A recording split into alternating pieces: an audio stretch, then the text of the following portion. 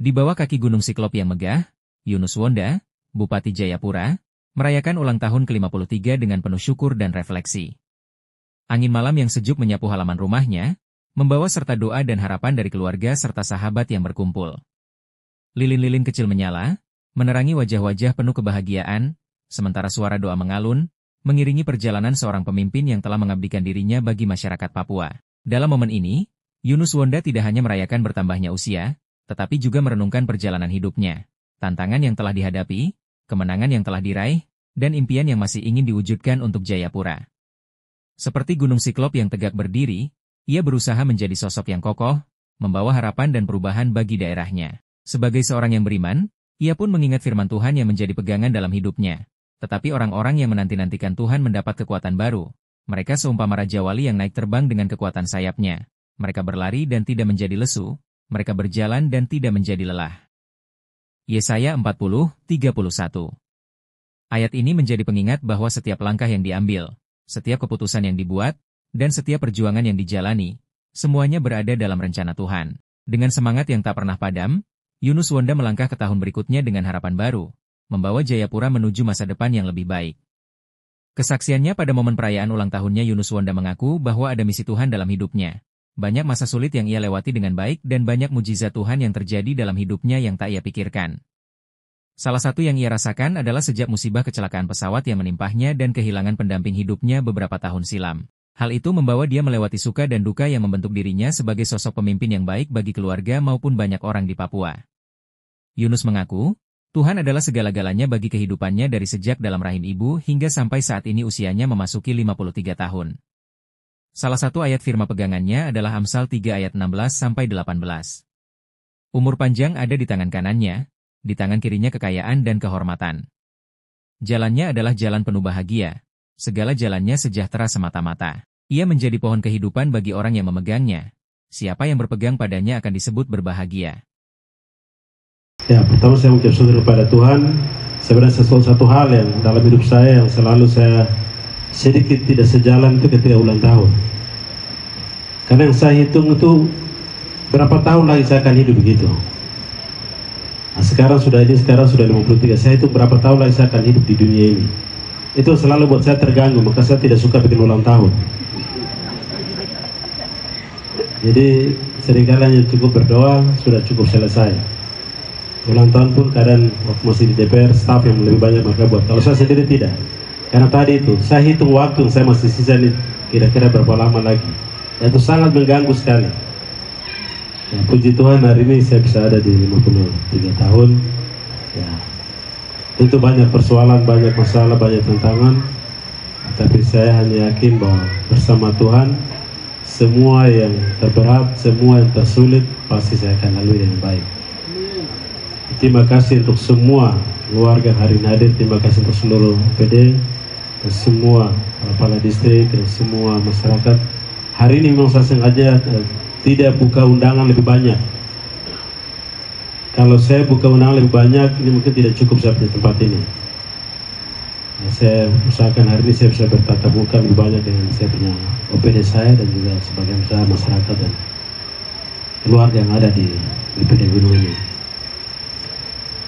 Bapak Ibu, ya perjalanan 53 tahun, perjalanan cukup panjang. Saya hanya bersyukur kalau saya masih ada sampai hari ini hanya karena kemurahan Tuhan dan anugerah Tuhan. Kalau hari ini Tuhan tidak punya visi, misi dalam hidup saya, mungkin umur 30-an waktu tahun 2022, saya jatuh dengan pesawat, hari ini saya tidak ada di sini. Tuhan sudah ambil saya di saat itu. Karena dari rentuhan pesawat saya bisa keluar dengan selamat. Ini hanya karena kemurahan Tuhan. Hari ini Tuhan percayakan saya, rakyat percayakan saya untuk menjadi Bupati Kabupaten Jayapura. Sekali lagi itu hanya kemurahan Tuhan. Karena dari rentuhan pesawat yang hancur berantakan, Tuhan bisa kasih saya hidup. Saya bersyukur di umur 53 tahun, ternyata ada misi Tuhan dalam hidup saya. Ada misi Tuhan untuk saya bisa ada di Kabupaten Jayapura. Saya tidak pernah dalam benak saya, pikiran saya itu menjadi Bupati Kabupaten Jayapura. Dalam doa saya, sejak saya di DPR Provinsi Papua, doa saya yang satu untuk menjadi gubernur. tidak pernah terbenak dalam pikiran saya untuk menjadi bupati. Tetapi terakhir arahan partai terpaksa saya harus ikuti.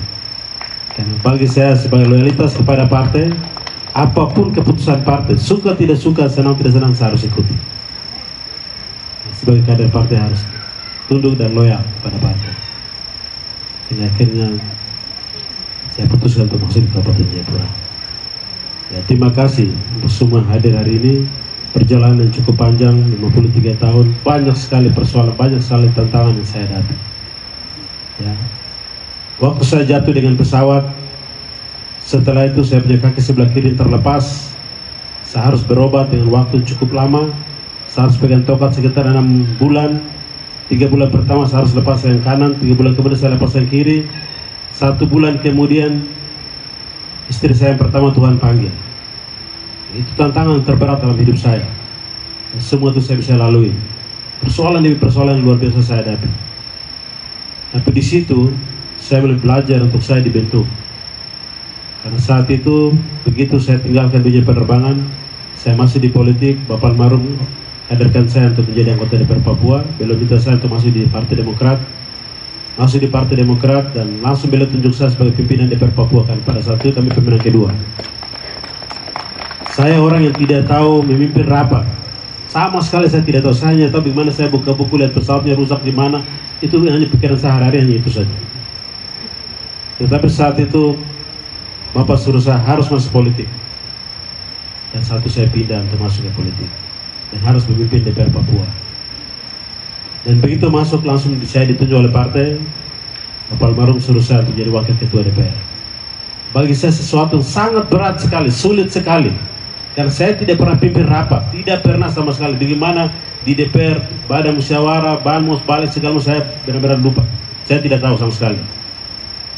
Tapi saya bersyukur salah satu tokoh hebat, yaitu Kakak John Libo. Beliau mengajarkan saya, mendidik saya selama di DPR. Untuk ini cara memimpin, kalau bangus begini, banggar begini. Dan beliau ajar saya luar biasa. Dan disitulah saya belajar memimpin sebagai pimpinan DPR Papua. Karena setelah 3 tahun, setelah 2 tahun, beliau harus istirahat dan saya melanjutkan. Dan semuanya karena kemurahan Tuhan. Setelah itu Tuhan periode berikut bisa menjadi ketua DPR Papua. Banyak tantangan di tahun itu, banyak tantangan. Di saat itu terlalu banyak situasi Papua tidak nyaman. Tapi di situ saya merasa bahwa benar-benar Tuhan bentuk saya di sana untuk menjadi pemimpin. Benar-benar harus mengutamakan Tuhan dalam hidup saya. Dan di situ saya bisa lalui semua. Situasi hari ini situasi bagus. Tapi tahun-tahun itu tahun yang sangat-sangat mencekam Papua ini. Dan di situ saya ada di situ. Saya bersyukur semua itu kami bisa lalui hanya karena kemurahan Tuhan, bukan karena kemampuan, kelebihan tidak. Saya tidak punya apa, saya tidak ada apa-apanya. Tapi Tuhan membuat saya bisa lakukan sesuatu atas kehendak Tuhan. Sampai selesai 3 periode.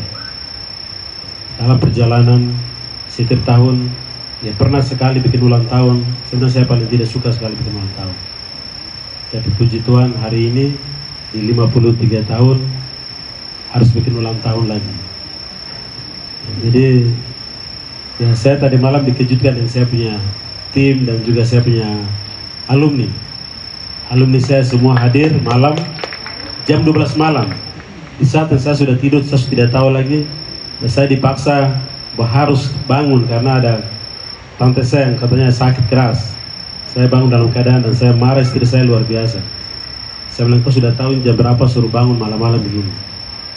Jadi saya terus paksa dan saya tidak tahu kalau di bawah itu semua sudah ada di lantai bawah. Semua tim saya dan semua saya punya alumni ada di situ.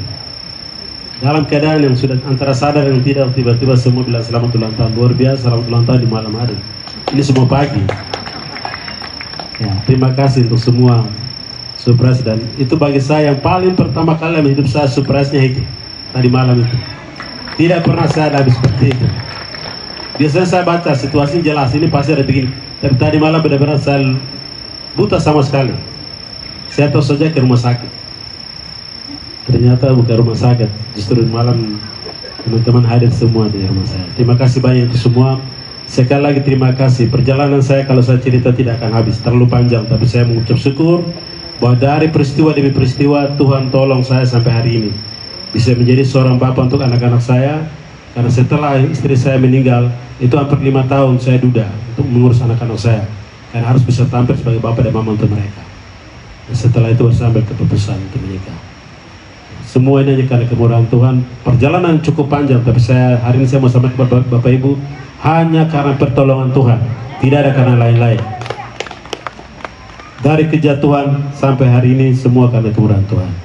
Tidak pernah dalam pikiran saya akan menjadi pimpinan DPR, tidak pernah dalam pikiran saya akan menjadi bupati, tidak ada itu. Tapi hari ini saya sadar bahwa ternyata Tuhan punya misi, Tuhan punya rencana untuk saya bisa menjadi Bupati Kabupaten Jayapura. Terima kasih untuk semua SKPD saya, terima kasih Bu Sekda, dan terima kasih semua teman-teman alumni, terima kasih untuk semua tim yang hadir dalam ikut merayakan ulang tahun saya yang ke-53. Terima kasih untuk semua yang hadir hari ini. Tidak ada kata yang lebih indah yang saya sampaikan hari ini, ucapan terima kasih banyak. Terima kasih Mama Almarhum, Mama Lukas, anak-anak, terima kasih banyak. Ya, kalian datang di Om punya rumah, terima kasih. Terima kasih banyak untuk semua yang hadir hari ini. Tuhan berkati. Shalom.